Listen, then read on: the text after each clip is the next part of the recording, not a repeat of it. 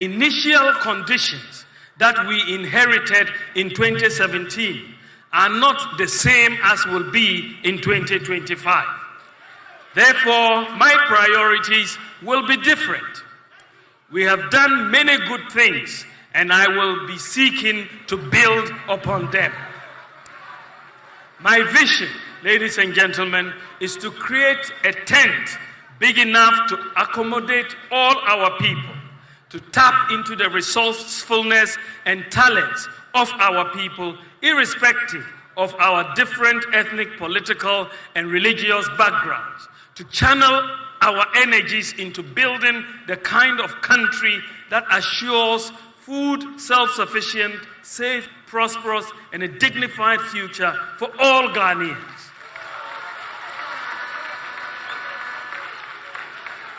To create sustainable jobs with meaningful pay for all and for Ghana to participate fully in the fourth industrial revolution using systems and data. To realize this vision, we must have a mindset of possibilities and not impossibilities. The challenges we must overcome as a country are too important to let our political differences derail us. There is a critical failure of mindset that manifests itself in the absence of core values, patriotism, and principles within our society. We need to invigorate the can-do spirit of the Ghanaian, to believe that we can do better than we have ever imagined if we put our minds to it. For example, our students from Mamfi Girls Senior High School and Prempeh College have won international robotic competitions against their peers in the US, Germany, and South Korea. We must apply the same mindset of beating the world in robotics, singathons, and cookathons to every sphere of economic activity. We must believe that it is possible. This must be inculcated in our children from home and in school. This is why we are going to introduce a growth mindset curriculum in our schools to help students build critical skills such as problem solving, risk taking, opportunity spotting, and design thinking.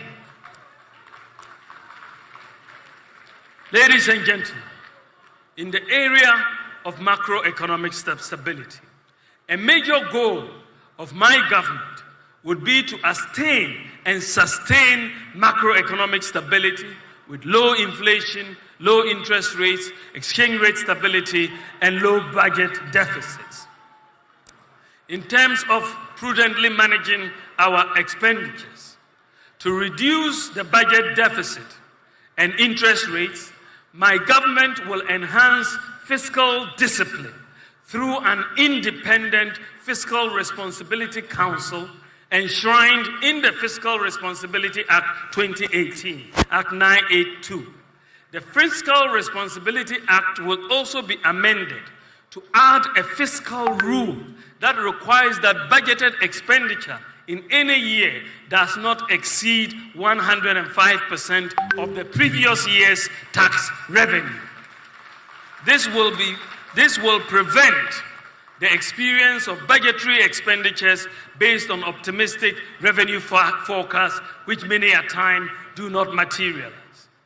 Ladies and gentlemen, furthermore, my government will reduce the fiscal burden on government by leveraging the private sector. Under the two-term administration of my boss, His Excellency Nana Addo Dankwa Akufo-Addo's government, we have put in place many social safety nets like free SHS, free TVET, and so on. With all these social safety nets in place, my government will now focus on jobs and wealth creation by the private sector for all Ghanaians. My administration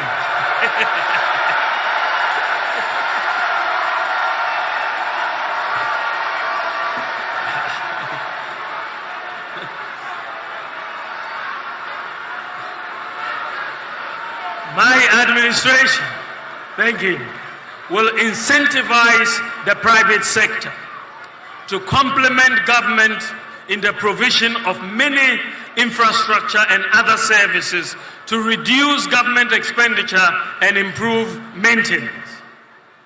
The private sector will be encouraged to build roads, schools, hostels, and houses for government to rent or lease to hold.